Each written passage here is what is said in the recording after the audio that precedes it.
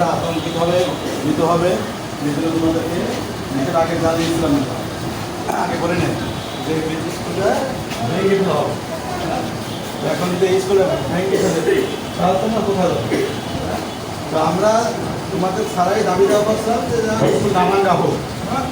এখন তোমরা আমাদের এই দাবি রাখতে হবে না, স্কুল না ভাঙা হোক, আমাদেরকে স্কুল লেখাপড়া করার সুযোগ দিয়ে তারপর ভাঙে যাতায়াত করি, তাই না?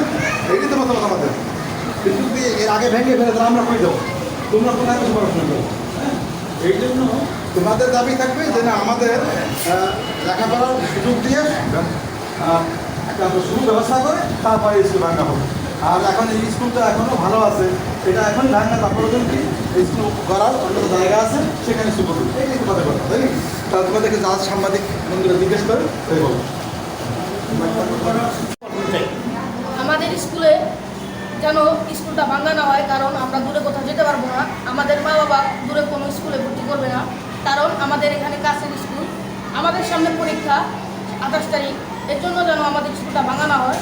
আর যদিও ভাঙা হয় তাহলে যেন আমাদের একটা খুব ব্যবস্থা করে দিয়ে তারপরে যেন ভাঙা হয়। ধন্যবাদ।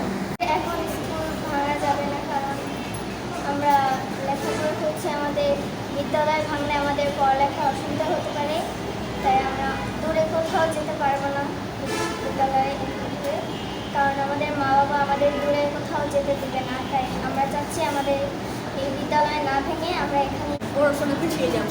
আর আমরা যদি এখান থেকে চলে যাই আমাদের এলাকার এখানে, আমরা এখানেই পড়াশোনা করি, আমাদের বাবা মা এখান থেকে কোনো জায়গায় নিতে দিন না। এই জন্য আমরা চাই এই স্কুল না, আমরা চাই যাতে স্কুলটা না ভাঙবে। এই স্কুলটা ভাঙলে আমাদের পরীক্ষা পড়ালেখা সব বন্ধ হয়ে যাবে, কারণ আমাদের মা বাবা আমাদের দূরে কোনো স্কুলে দিবে না।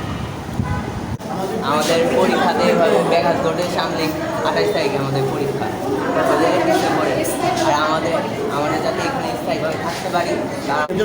আমরা চাই কি এই স্কুল না ভাঙুক, আমাদের চাই এদিকে থাকতে, আমাদের ইচ্ছা হলো আমাদের এখানে থাকতে।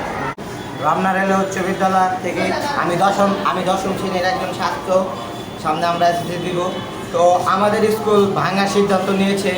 তো আমাদের সামনে পি টেস্ট, মডেল টেস্ট এবং এসএসসি পরীক্ষা। তো আমাদের স্কুল যদি ভাঙা হয় আমরা অনেক অসুবিধার মধ্যে পড়ে যাব, আমাদের পড়ালেখার ব্যাঘাত ঘটবে। তো আমাদের রেজাল্ট তো একটা ভালো হবে না। তো আমাদের স্যার ম্যাডামরা চায় আমাদের থেকে ভালো একটা রেজাল্ট।